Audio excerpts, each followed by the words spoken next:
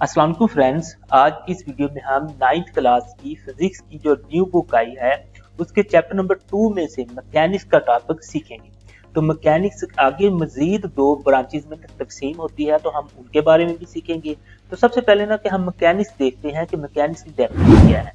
तो इसकी डेफिनेशन के मुताबिक mechanics is a branch of physics, यानी कि मैकेनिक्स जो है वो फिजिक्स की ही एक शाख है दैट डील्स विद, जो कि ना दो मुख्तलिफ चीज़ों के बारे में है। सबसे पहली क्या है, मोशन ऑफ द ऑब्जेक्ट, यानी कि चीज़ें मूव कैसे करती हैं, and the forces that change it, और वो जो चीज़ें मूव करती हैं तो वो किस वजह से मूव करती हैं, यानी कि उन पर फोर्स लगाई जाती है और फोर्स कैसे लगाई जाती है, कितनी लगाई जाती है और किस डायरेक्शन में लगाई जाती है। इन सारी चीज़ों की जो स्टडी है ना वो मैकेनिक्स के अंदर आती है।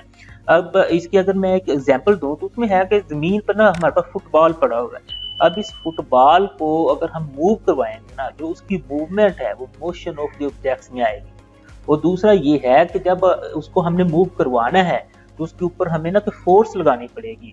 ये अब फोर्स में हमारे पास दो तीन मुख्तलिफ चीज़ें आ जाएंगी कि हमने कितनी फोर्स लगानी है, किस डायरेक्शन में लगानी है, तो वो उस कितनी को उससे हमें ना मूवमेंट दरकार होगी। तो वो सारी चीज़ें ना कि हमारे पास फोर्सेज में आ जाएंगी।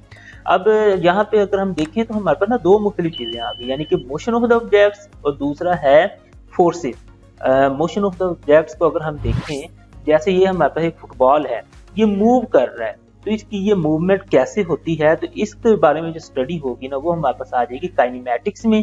अब नेक्स्ट दूसरी चीज़ है कि फोर्स हमने लगानी है, कितनी फोर्स लगानी है, कैसे लगानी है, तो उसकी जो स्टडी होगी वो हमारे पास डायनामिक्स में आ जाएगी।